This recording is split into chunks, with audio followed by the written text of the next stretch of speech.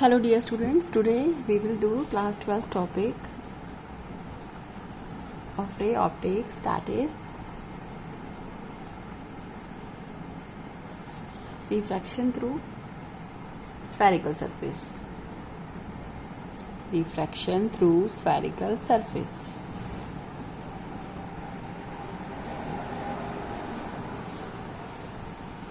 So here for this what will we do?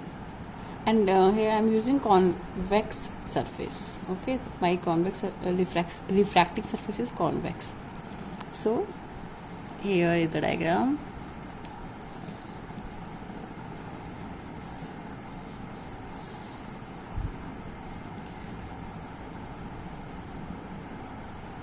Okay, O is my object and here I is my image and this is my normal that will pass through C. Okay, let this point be M, this point be N. Okay, we will take this MN as perpendicular on this principal axis. Why? Because here the this is very thin. Okay, the aperture is very large, so we will take this MN as perpendicular on principal axis. Okay, now here the angle which the object makes with this refracting surface is alpha. Okay, and the angle of the image is beta and the angle of this C is gamma. Okay, now here this is the normal and incident ray के बीच का angle हो गया, that this angle is angle of incidence, and the normal and refracting जो आपके पास में रे है उसका एंगल हो गया angle of refraction R. Okay, so here now the medium here is N1 and the inside the medium is N2. Okay, it is rarer medium and this one is denser medium. Fine, now we have to find out the relationship between U, V and R basically.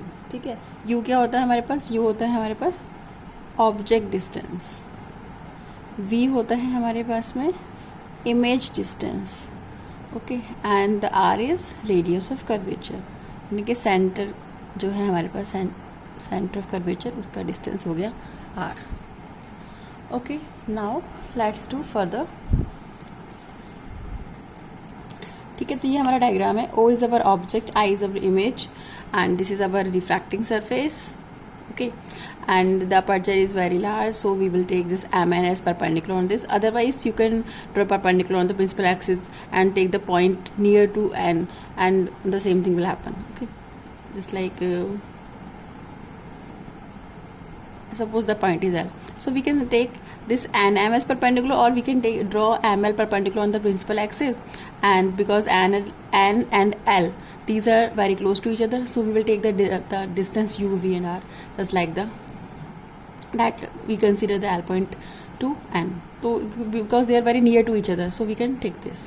Okay, fine, so let's draw MN perpendicular on principal axis. Okay, दोनों method में से कोई भी आप opt कर सकते हो, there is no issue. Fine, तो अब हमें निकालना है आपके पास में relationship between U, V and R basically. Okay, तो उसके लिए हम क्या करने वाले हैं? We will, as these aperture is very large, angle alpha, beta, gamma, I are all angles are very small. Okay, so what will we do here? Simply in right triangle MLO. Okay, in right triangle MLO, we know that tan theta क्या होता है? tan theta होता है बेटा जी P upon B, perpendicular upon base. तो tan theta here we will say tan alpha. Okay, तो tan alpha is equal to ML upon OL, और we can take it like क्या ले सकते हैं इसको हम MN upon ON. ठीक है, तो इनमें से कुछ भी आप करो, डिस्टेंस सेम ही मेजर होना है. Angle is very small because alpha is very small, so we can take tan alpha similar to alpha. Okay, that means alpha आ जाएगा आपके पास में बेटा जी, अल्फ़ा आ जाएगा कितना, alpha is equal to M N upon O N है। ओके, दैट मीन्स ये हो गया अल्फ़ा की value M N upon O N होगी। Let it be question number 1। Now from right triangle, अभी हमने लिया था एम एल ओ, अब हम ले रहे हैं M L I. From right triangle M L I, tan beta कितना आएगा बेटा जी, tan beta will be equal to beta is equal to how much, this M L upon L I, M L upon L I, और we can see that beta is equal to M N upon N I. Okay, why, because N is very close to L. Okay, just because of this reason, because n is very close to L. Okay, that's why. तो ये question number 2 हो गया। Now similarly from triangle, अब हम कौन सा triangle देखिए ऊपर, एम एल सी, तो हमारे पास आ जाएगा tan gamma is equal to, actually nearly tan gamma is nearly equal to, or gamma is equal to perpendicular upon base, यानी ml upon lc. From this we will say gamma is equal to, again मैंने ml को put कर देना है mn upon nc. It's equation number 3. So from here we have find out the value of alpha, beta and gamma. Okay, now let's do further. Now from the figure we will find from the triangle MOC. Okay, MOC. For this triangle MOC, I is the exterior angle. Okay, so we know that from triangle MOC, I बेटे जी क्या है हमारा, exterior angle है। I is our exterior angle. Because I is our exterior angle and we know that exterior angle is equal to sum of opposite interior angle, माने I is equal to क्या होगा, I is equal to alpha plus gamma. Okay, equation number 4. Now from triangle, अब हम ले रहे हैं, पहले हमने MOC लिया था, ये वाला triangle. Okay, now we will take triangle MCI. तो for this triangle MCI, gamma जो है that is your exterior angle. Okay, तो we will say gamma is equal to how much, gamma is equal to r plus beta. Okay, or we can write down that r is equal to gamma minus beta. It's equation number 5. Okay, r is equal to gamma minus beta. Now we have find out value of alpha, beta, gamma, alpha, beta, gamma, I and r. हमने ये 5 values निकाल दी. Now बेटे जी using Snell's law of refraction, Snell's law of refraction of light, क्या कहते हैं आपसे, sine i upon sine r is equal to n2 upon n1. Fine, तो n1 हमारा फर्स्ट मीडियम होता है और n2 हमारा क्या था, सेकंड मीडियम. तो sine i upon sine r कितना है, n2 upon n1. Okay, angle is very small, that means we can say that I upon r is equal to n2 upon n1, because sin I is equal to I and sin r is equal to r, angle is very small, that's why this will happen. तो I by r आ गया n2 by n1. Now cross multiply, you will get n1 I is equal to n2 r. ये आ गया n1 I is equal to n2 r. Now substitute the value of I here using equation 4 and 5. So using 4 and 5 we will say n1 I कितना है बेटा आपका, I था alpha plus gamma, देखो ऊपर I is equal to alpha plus gamma, तो n1 alpha plus gamma is equal to n2, r की value थी gamma minus beta, gamma minus beta, ये आ गया n1 alpha plus gamma is equal to n2 gamma minus beta. Now put the values of alpha beta gamma from equation number first, second and third. जो हमारे पास में पहले equation आई थी, देखिए alpha beta gamma, ये तीनों वैल्यूज को यहाँ पे पुट करेंगे. Okay, will just substitute these values here.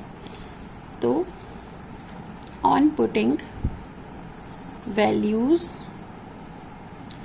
Of alpha beta and gamma in above equation. Okay, in above equation, so we will have n1. Alpha कितना है हमारे पास बेटा, देखो कैन सी अल्फा कितना था हमारे पास, दिस वन mn/on, तो हम पुट कर देंगे इस वाले इक्वेशन में, तो it will be mn/on plus gamma कितना था mn/nc is equal to n2. Gamma was mn/nc minus beta, beta कितना था mn/ni. ये वैल्यूज आ गई हमारे पास में. फाइन, अभी क्या करने वाले हैं वो देखिए फटाफट. Now what will we do here, हमारे पास ये वैल्यूज आ गई. अब इनकी वैल्यूज पहले इसको सिंप्लीफाई कर दें. चलिए, so here we will do like this. n1, इसमें से देखो ऊपर mn कॉमन आ रहा है इस साइड और इधर भी mn कॉमन आ रहा है, तो आइदर राइट mn हेयर और उसे कट कर दो, या फिर मैं तो सीधा इसे कॉमन लेके गायब कर दे रही हूँ. तो n2 1/nc माइनस 1/ni ये आ गया आपके पास में. ठीक है, मैंने एक स्टेप मिस किया, मैं लिख देती हूँ. चलिए यहाँ पे, तो ये मैंने मिस किया था यहाँ पे mn. ठीक है, इनटू में इधर भी हमारे पास में mn होगा. ओके, इस साइड भी तो mn इधर भी कॉमन आ रहा था ऊपर न्यूमरेटर में, इधर भी, तो mn से mn कट गया. So I left with the equation n1 1/on plus 1/nc is equal to n2 1/nc minus 1/ni. Value put करते हैं सबकी. n1 on कितना था बेटा हमारे पास, देखो you can see here how much it was बेटा.